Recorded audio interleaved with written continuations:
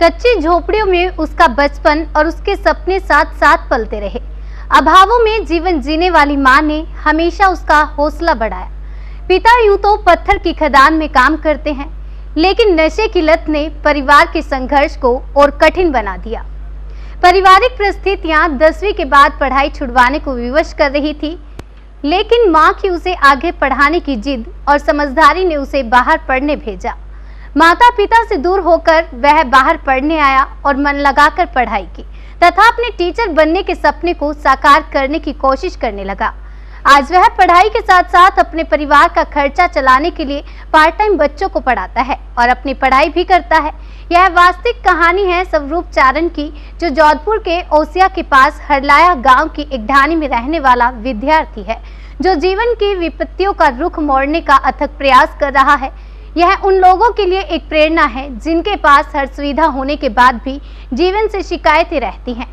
आइए जानते हैं स्वरूप चारण की जीवन की कहानी। पहले तो आप अपना परिचय बताइए, गांव कौन सा है, नाम क्या है? मेरा नाम स्वरूप चारण है। मैं हरलाया गांव का रहने वाला हूं। मेरी तहसील ओसिया है और जिला जोधपुर है। जी, तो जैसे अभी क्या कर रहे हैं आप? मैं अभी बीएससी बीएड 3rd ईयर चल रही है और उसके साथ में फिजिक्स सब्जेक्ट से 12th क्लास में पढ़ा रहा हूँ। किसी स्कूल में पढ़ा रहे हैं आप? पार्ट टाइम जॉब कर रहे हैं ना? हाँ, जॉब कर रहा हूँ और यहाँ पर प्राइवेट स्कूल में पढ़ाता हूँ। तो जैसे मैं देख रहा हूँ चारों तरफ खेत हैं, गांव है, जहाँ शिक्षा का कोई माहौल नहीं। आपकी इस गांव के अंदर कौन से स्टैंडर्ड तक की स्कूल है? यहाँ पर मेरे गांव में अभी गवर्नमेंट स्कूल है, वो भी इस साल 10वीं तक बनी है। इसके अलावा सभी 8th क्लास तक स्कूल है यहाँ पे। यानी फिर भी आपने साइंस सब्जेक्ट चुना? जी सर। है ना? और बाहर जाकर के अध्ययन किया, यानी जयपुर जिले में जाकर के आपने पढ़ाई की हॉस्टल में रह करके। जी सर। तो ये प्रेरणा कहाँ से मिली, कैसे? सर, मेरी पढ़ाई में पहले से ही लगन थी और मैं यहाँ 8वीं क्लास तक गांव में पढ़ा। उसके बाद में मैं ओसिया गया था, जहाँ पर मेरे को आदर्श विद्या मंदिर में मैंने 10वीं क्लास की थी। वहाँ पर हमारे सुरेश शर्मा एक टीचर आए थे, जो मोटिवेशन करने के लिए वहाँ आए थे। तो उन्होंने हमें इतना प्रेरित किया और बताया कि हम गरीब बच्चों के लिए एक अच्छा शिक्षण संस्थान है और वहाँ पर अच्छी पढ़ाई करवाते हैं। तो मैंने सोचा कि हम भी कुछ करें। तो मैं वहाँ गया था और मैंने वहाँ पर हर साल SR के द्वारा टेस्ट आयोजित करवाया जाता है, जिसमें बच्चों को फीस में छूट दी जाती है। तो मैंने वहाँ वो टेस्ट दिया और उस टेस्ट के आधार पर मेरी 200वीं रैंक थी। उसके आधार पर मेरे को, क्योंकि मेरे पास इतने पैसे नहीं थे कि मैं वहाँ पर उस फीस को एब्जॉर्ब कर सकता हूँ या उसको मैं अपना ऊपर बयान कर सकता हूँ, इसीलिए मेरे को वहाँ वाले टीचरों ने कि 200 रैंक भी आई है और उसके आधार पर मेरे को छूट दी गई थी पढ़ाई में। तो मैंने वहाँ से मेरी रुचि थी साइंस में और मैं कुछ अलग करना चाहता था, क्योंकि मेरे गांव में आज तक भी कोई 12th पास करके आगे नहीं पढ़ पाए। केवल 2-4 बच्चे, वो भी केवल आर्ट्स से गए थे। साइंस में मैं पहला बंदा था जिसने यहाँ से आगे की पढ़ाई शुरू की थी।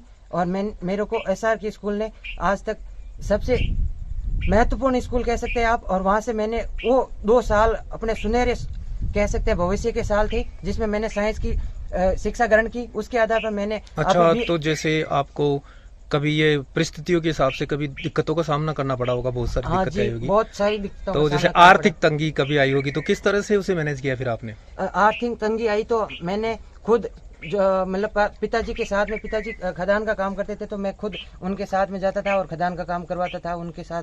वहाँ से पत्थर निकलवाता था और यहाँ पर साथ में भी मजदूरी करते थे। अच्छा, और तो खेती करते हैं। आगे क्या टारगेट है आपका, किस तरह से? मेरा अभी सर, मैं टीचिंग लाइन में जाना चाहता हूँ। और कौन से सब्जेक्ट से आप? मैं फिजिक्स सब्जेक्ट, भौतिकी।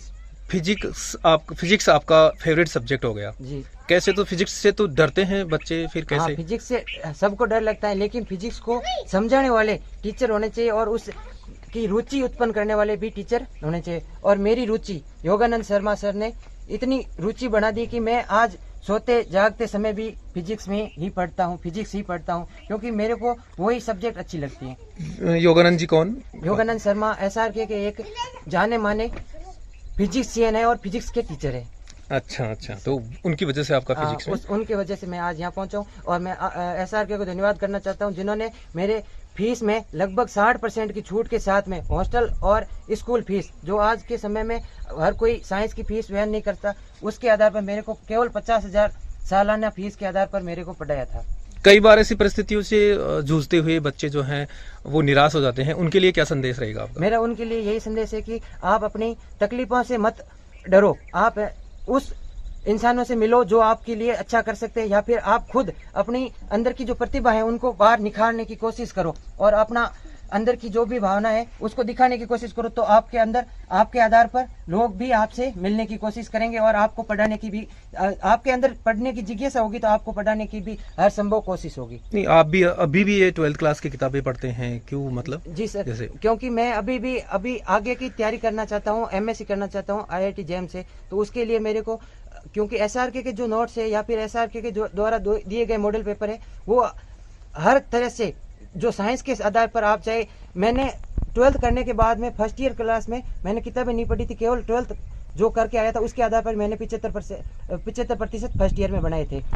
अच्छा, तो इस तरह से आपका सफर रहा जी और सर। आपकी साइंस में रुचि रही। रुचि रही सर। तो जो बच्चे हैं गांव के अंदर साइंस नहीं ले पाते, उन बच्चों के लिए कुछ कहना चाहेंगे? हाँ, मैं यही कहना चाहता हूँ, क्योंकि आज के समय में साइंस अपने दिनचर्या बन चुकी है। क्योंकि आज अपन मेडिसिन भी लेते हैं तो वो भी साइंस के द्वारा बनाई जाती है। अपन चलते हैं तो उसमें भी आपकी फिजिक्स लगाई जाती है, और आप जो भी कोई भी इक्वेशन करते हैं या कुछ भी करते हैं उसके अंदर भी आपकी मैथ लगाई जाती है। तो आपको आज साइंस से ही गुजरना पड़ेगा, और आने वाले टाइम में आने वाली टेक्नोलॉजी आ जाएगी जिससे क्या है, लोगों में बेरोजगारी बढ़ेगी, और उसके लिए आपके पास साइंस होना जरूरी है। तो मैं यही कहना चाहता हूँ कि आप जहाँ से भी करना चाहें साइंस से ही पढ़ें।